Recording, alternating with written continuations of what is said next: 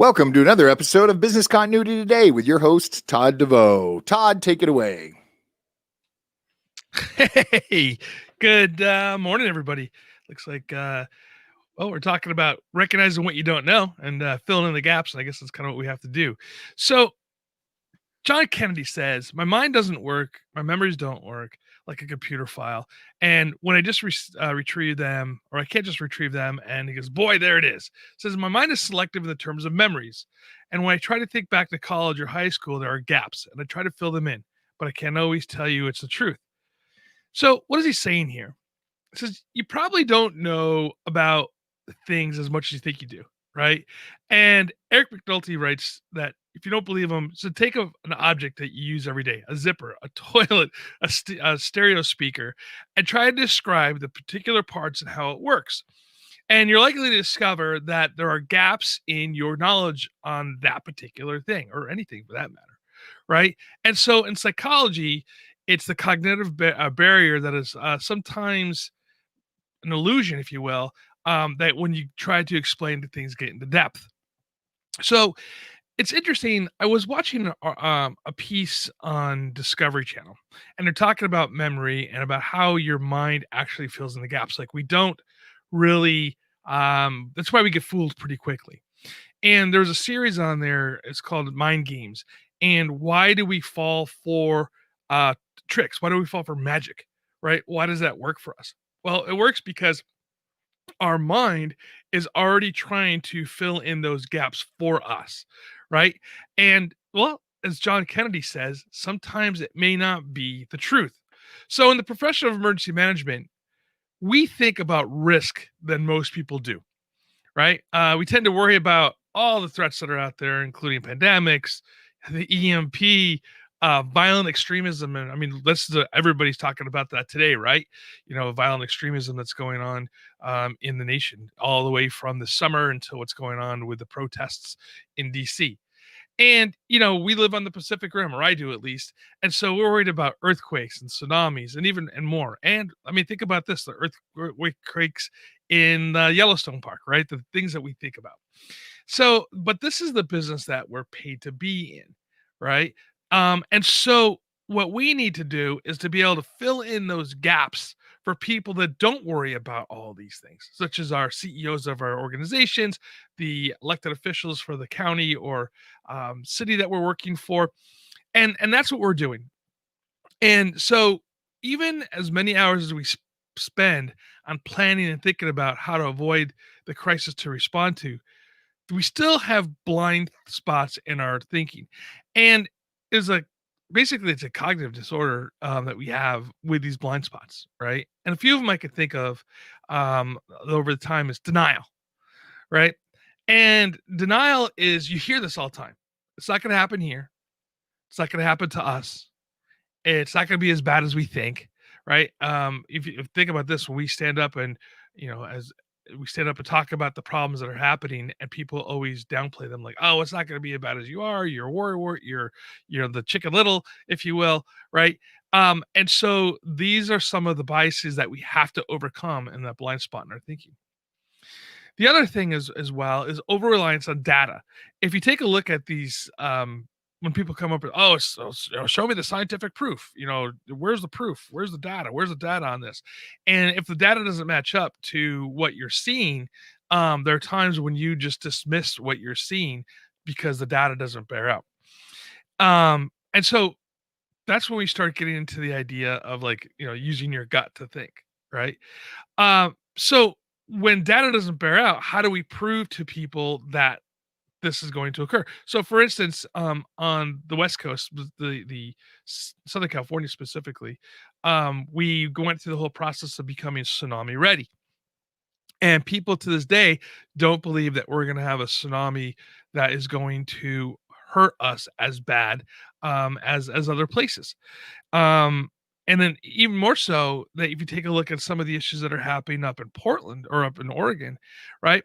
With the tsunami ready program up there, there isn't, and I'll share the article with you guys.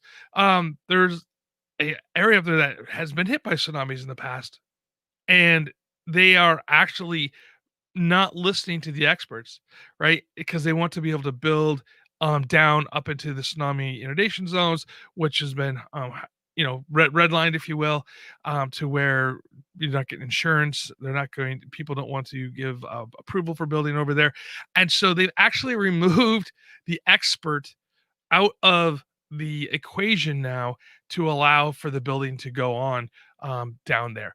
And so, what does that mean? That means that they are basically taking an over reliance on data, right? They don't want to hear what's really could happen. And so they're doing this thing called fitting prescribed solutions to unique problems, right? So their solution is that they want to build, right? So they don't want to listen to this. They're in the denial aspect of it won't happen here, it won't happen again. It's not going to happen on my lifetime, that type of thing. And they go into the fitting and prescribed solutions to unique problems. And in some cases, we say we're actually in some cases with the same idea is that it's you already have a solution, so you go looking for a problem to put the solution into, right? That's the other side of it as well. So how do we move past this?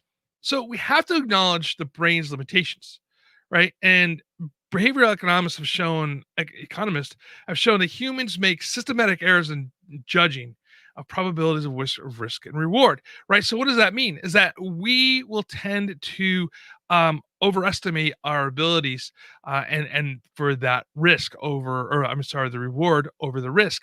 And you're seeing this here up in Oregon where they want to build into the areas that they probably shouldn't be building in. And we can take a lesson from Japan with this, right? With the Japanese tsunami that happened, and if you did read the book The Black Wave, I'm pointing to my bookshelf behind me here. It's in the area here, the Japanese put stones and other markers saying, do not build below this mark, because that's when the last tsunami came in and it went up there and destroyed everything up to that mark. And over the years, the Japanese have forgotten and went past those marks. So when the tsunami came with the triple disaster, right? When the tsunami came, it actually anything above that mark, right, from the ancient times, was safe, right? So if you listen to, and that's again, the data didn't prove that out for them, so they built below it.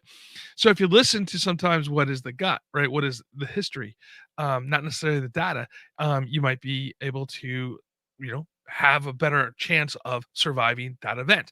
So when we take a look at this and we look at these rewards that are higher than the risks, and we say, okay, let's build in these areas because there's money to be made.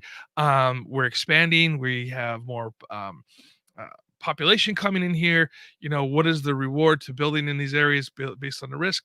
Then you make that decision, and then you see what happens in Japan, and now you're seeing that the possibility of happening in the same idea happening up in Oregon. So to counter this tendency, you need to solicit diverse opinions, right? And ask yourself what biases may be playing into the calculations. So you need to make it clear that, we need to look at all sides of the argument here, right? And then it comes into the idea of recognizing what you don't know. And how do you fill in those gaps? So people tend not to factor in their own ignorance into the discussions, right? And so it's like we tend to think we have more information on something than we do. So if we're not seeking the outside opinion on things, right, we're making decisions based upon faulty information, right? And then we will tend to fill in the gaps with what we think is correct, right? And although, as John Kennedy says, these gaps that are being filled in may be filled in with the wrong information. So this is why you need to seek out that counsel from other people that have gone through either similar things or have put some study into it, right? And so this is basically what you're saying here is that you, without going through the process of finding more information, right, you are filling in the gaps with faulty information, right? And you really have to recognize what you do not know, right? And I think it is it's a mental exercise. It's a mental exercise that you have to go through. And you have to plan for those failures in your thinking. And it's okay, right? It's okay to step back and take a look and see where the failures are in your thinking. One of the things that I was still am really interested in is the concept of resiliency, and I really got behind, and for the most part still am, of the 100 resilient cities that the Rockefeller Foundation put out, right? And I really thought this is something that we really need to be embracing. However, after thinking about it deeper, right, and reading some more things about this, I think that we should go be looking beyond resiliency into the concepts of anti-fragility, right, and robustness, and how do we get there, right? Because I think if you just stick with the one eye concept of resiliency, right, there are gaps that need to be filled in, and are we filling those in with just things that make us feel good that we had the right direction? Right? So challenge your thinking process. Challenge if you come up with a solution, challenge that solution yourself.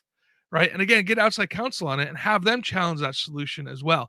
And then you will find that you can fill in those gaps with the information that comes out.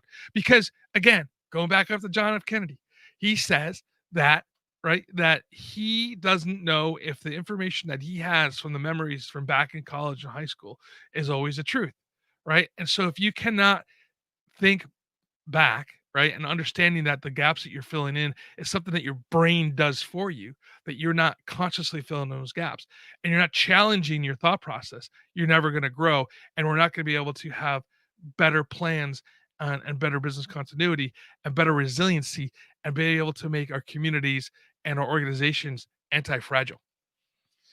So, that being said, I really do encourage everybody to be in a collaborative relationships with other emergency managers and business continuity experts so you can bounce this idea off of them. Never think that what your solution is going to be the solution, and have the openness to be able to see the criticism on where your gaps may be, and together we can fill the gaps in our cognitive thinking, right? And to be able to know our unknowns and have other people take a look at this and have that conversation, and at the end of the day we'll save lives and we'll save our organizations. Well, everybody, thank you for being with us today, and visit Titan HST for all your communications needs. And remember, follow us on your favorite podcast player, Facebook, Twitter, and all that jazz.